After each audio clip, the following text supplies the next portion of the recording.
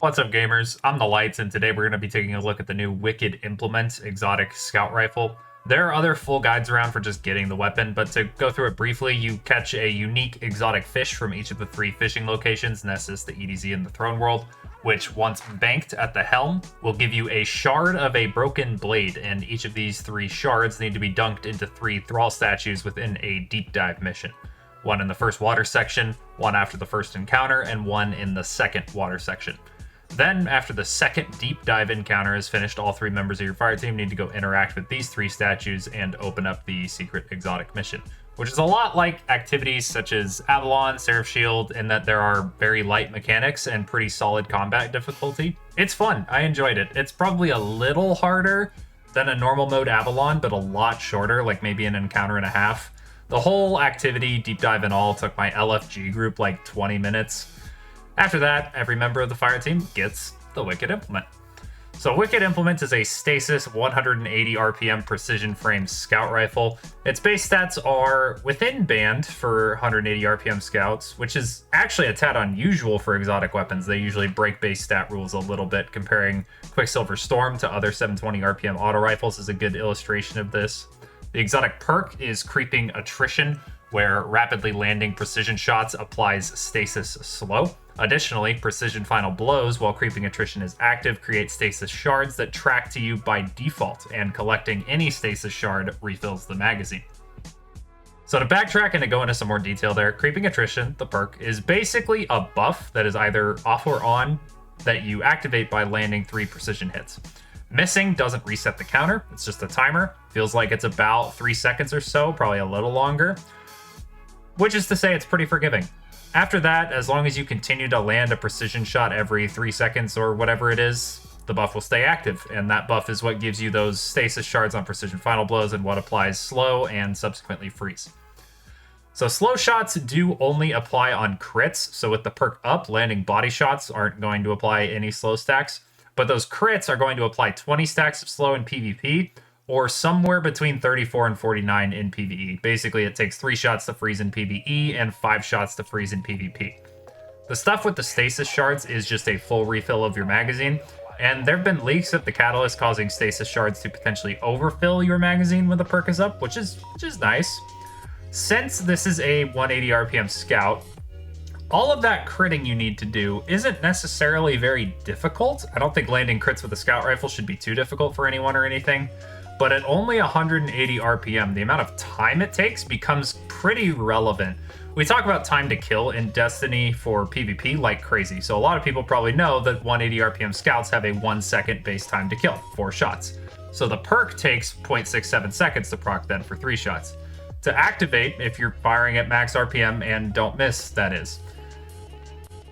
After that point, the freeze then takes an additional 3 shots. So the freeze takes 1.67 seconds from start to finish if you just whip it out to freeze some beef ball or an unstop or overload or whatever, which I assume is how a lot of people saw value in this gun, as a champion Swiss Army knife similar to chill clip weapons, since you can slow to stun overload champs or slow some more to turn it into freeze and then into shatter to stun unstops.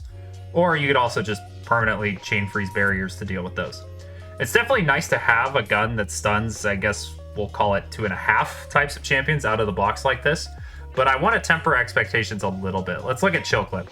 Slow from Chill Clip is 50 stacks per shot, so it freezes in just 2 shots. 1 shot will stun an overload, but it'll take 3 shots with a Chill Clip weapon to stun an unstop, 2 for the freeze and a 3rd for the shatter. You don't need to use the Chill Clip weapon for the shatter, of course, but I mean, most people do anyway, or at least I do. I, and many of those in my circles, all use a Chill Clip Riptide a fair bit in GMs and high-level loss sectors for this utility. And for overloads, it's phenomenal.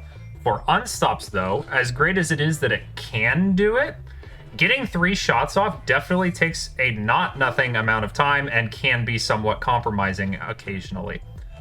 Wicked Implement is kind of a similar situation, but even worse. But also kind of better, because it's a scout with infinite ammo and basically infinite range. You can stun overloads in 1 shot, which is pretty good. But then on unstops, again, it's pretty rough, needing 3 shots to freeze and immobilize the unstop, and then a further few shots for the shatter. And this is all assuming you have the perk up. If you don't, Oof. That's just a further 3 crits that you need to land before the gun has any anti-champion capabilities, and your anti-champion capabilities are contingent on you critting as well. As much as people rag on them, the champion stunning artifact mods are way less demanding than this gun. Overload Scout takes 3 shots to stun an overload, and they don't have to be crits. Shoot, the first 2 shots don't even need to hit the overload, they could just hit whatever. Unstoppable mods take literally like 1 second of ADSing without shooting. Not being able to shoot kind of sucks, but you can be in cover while you're charging it, and even so, it is still way faster than Wicked Implement if you need to charge the perk, and about the same otherwise. It's nice, because it's free, that it can do all of this champion stunning stuff. It's nice that it's a primary, but it's just so copium. It can do these things, it's not good at them. It just can. It has the potential to. I did a couple of runs with this gun in some high-level lost sectors and a GM, albeit begrudgingly, because we don't have any Stasis artifact support right now, so I really didn't want to be playing Stasis. I did anyway. And the reason why I say begrudgingly is because on top of the lack of artifact support, Stasis, while definitely serviceable, is to me without a doubt the weakest collection of subclasses in the game for PvE at the moment, on top of not having that artifact support, or support from surge modifiers, or anything. So that's rough. I played Stasis, though, because what I really think Bungie more had in mind with this gun was some potential Stasis synergy. This gun can make Stasis shards. It slows and freezes. A lot of stuff we can play into with the subclass here. Hunters can use their harvest aspect to create shards off of kills on frozen or slowed enemies. This gun plays into that very nicely. Warlocks get shards from freezing enemies, which is a little harder with the gun, but just, it's still doable. Titans get their Stasis shards from breaking crystals, however. So literally just a headstone legendary weapon would integrate with the Titan subclass better than this exotic. Or even the exotic bow from last season, Vergla's Curve. That makes crystals or freezes. There are a few aspects that can and do interface with this gun, a lot of which you're probably running anyway. Even though it says slows from your abilities, Whisper of Durance does work on slows from this gun. Whisper of Rhyme gives you a small chunk of overshield when you pick up a Stasis shard. The shards this gun makes will work for that. The shards for this gun will also work with the mod Elemental Charge. Stasis shards have a pretty low conversion rate with Elemental Charge, but it does work. Whispers of Hedrons, Fissure, Refraction, Bonds, Chains, and Hunger all work, of course. Conduction, however, doesn't really matter because the Stasis shards made by Implement track to you anyway. So all this is great, but like, why? It's just too much work for too little. Like, am I really going to run this gun for a few extra Stasis shards when I could just use Headstone or Aggers or Verglas or something? This gun does definitely also suffer from being just, you know, a 180 scout rifle. I don't know what type of gun this perk would need to be on for me to actually use it, but I mean, a 260 scout would definitely be a good start.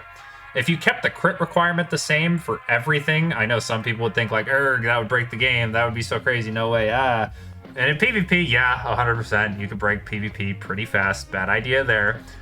Which I guess is a win for the design of this gun, because there is very little chance you ever freeze someone with this thing in PvP, and even just getting the slow isn't going to happen very often outside of maybe 6s. But for PvE, if we ramped up the RPM of this thing, I mean, yeah, maybe it's crazy, but like, have y'all seen Agger's Scepter? Special weapon, I know, let me back up then. What about Sunshot? That's apparently okay. Quicksilver Storm, Risk Runner, Trinity Ghoul. Dude, this gun doesn't stand a chance. All of the other guns I named do not have built-in champion stunning capabilities, or at least not to the same degree. And that is kind of where I think the problem with this gun lies. This gun is trying to play into Stasis subclass synergy, and be a champion Swiss Army knife, and benefit from the infinite range and ammo of scout rifles. As a result, it just ends up doing a terrible job at all of those things.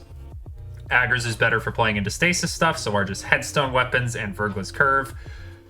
Champion stunning Swiss Army knife, I mean, like, sure, but you're giving up so much for it.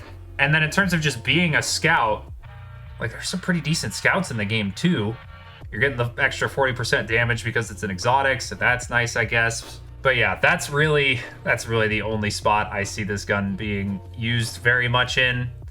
I think that's the potential use, something where you just plink plonk away from way downtown and stun champs while you do it. So yeah, you can do that if you want. It's not great. That's fine, of course. Not every exotic is going to be the second coming of Christ or anything, and definitely go get the gun. The mission's rad, but it'll probably be collecting dust in the vault, at least for me. And that'll be it for me for today. Hope you liked the video. Let me know if you did by leaving a comment, liking the video, and subscribing. Thanks.